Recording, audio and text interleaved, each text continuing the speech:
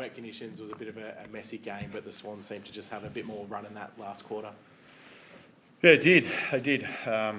Yeah, I guess it's stating the obvious, isn't it? They finished off the game better than us. I think that's what makes you pretty pissed off, to be honest. We had the game where we wanted it, and we couldn't finish off the game. So, rather than being able to do that as consistently as we need to, and simple things. It was, the clearance game was pretty tough for us for most of the night. I didn't feel like we were, losing too many metres on that, but that sort of can bank up over time. But then roles that we had, we strayed from. Heaney and Warner, we put a heap of effort into in our planning, and it didn't. We couldn't get it done in the second half, and they got off the chain. The stats are there to tell the impact that they had. And we're pretty determined to come here to do well at this venue. And so to have the game largely, going in our favour, there was some really good method in the way we played in the early parts of the game. Felt like we took it out of contest when we needed to and got some good ball control and some good field position. But you've got to close the deal, and we weren't good enough to close it. I think it's the fifth time this year where you guys have had that lead at halftime and haven't been able to close it out. Can you pinpoint anything specifically in what the team's doing in the second half? Are other teams coming home stronger? Oh, the results say they're coming home stronger, but there's a set of behaviours that we obviously are not executing for long enough. And some of it's all a little bit different, so it's not necessarily the same thing, but at the end of the day, the outcome is the same. And that's something that we've got to change. And, for a good month there, or even a bit more of, wasn't a factor. And all of a sudden today it showed itself. So we'll look in dig into that, but, the reality is we've got good enough method and good enough system and roles that should be able to get done for 4 quarters, and we just didn't do it. We didn't finish off the game, so we certainly didn't reward ourselves for the heavy effort that we put in to put ourselves in a good position.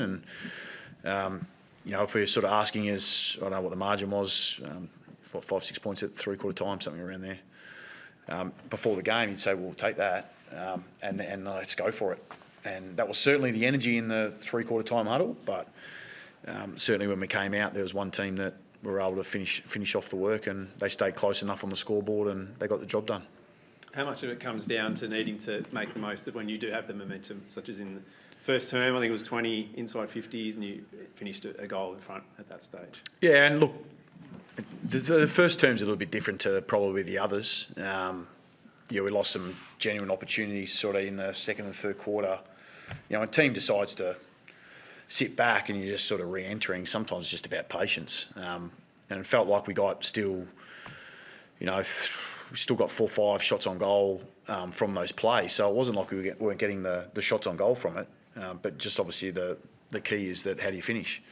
So the game was set up as we wanted to. But it wasn't just that. I sort of felt like from the back half we were moving the ball well, and we took our moments when we needed to. But when the game, when it went up a little bit, we just weren't able to go up with it, and we sort of lost a lot of our method around the ball, and we certainly lost weren't composed enough in our front half to be able to finish our plays.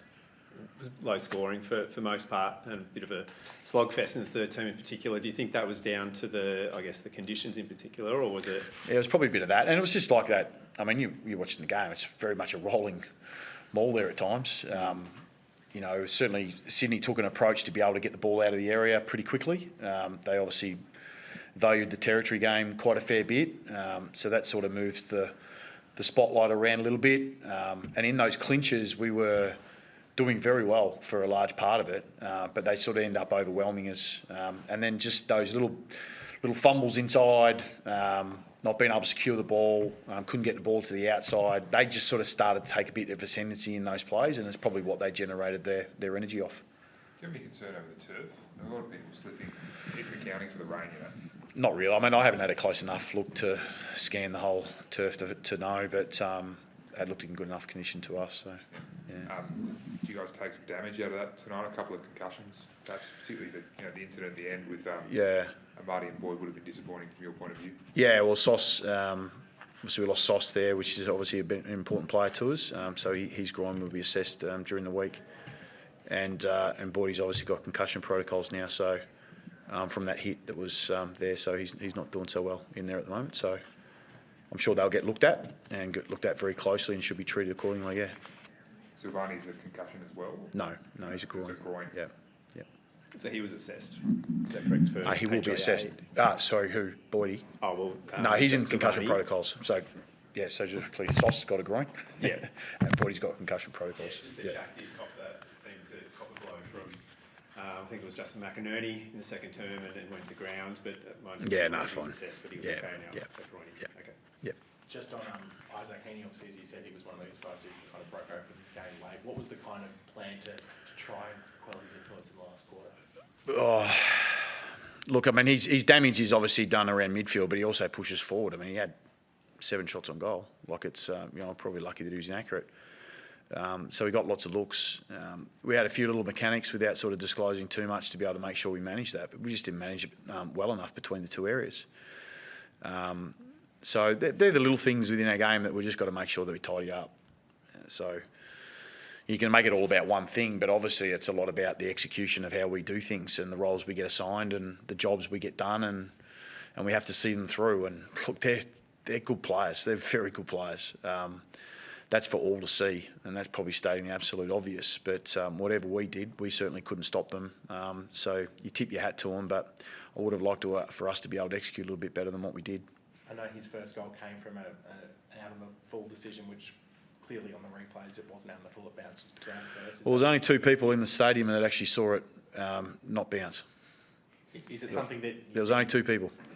That you'd like? Because everyone else in the stadium saw the ball bounce. That you'd like the ARC to be able to intervene in situations like that where it's very. It's for someone else to have an argument of. I just think it was there's only 2 people who didn't see the actual right result. So that's probably about as much as I can say. So I've probably said too much already, to be fair. So I'll just leave it at that. Cheers. Thank you. Cheers.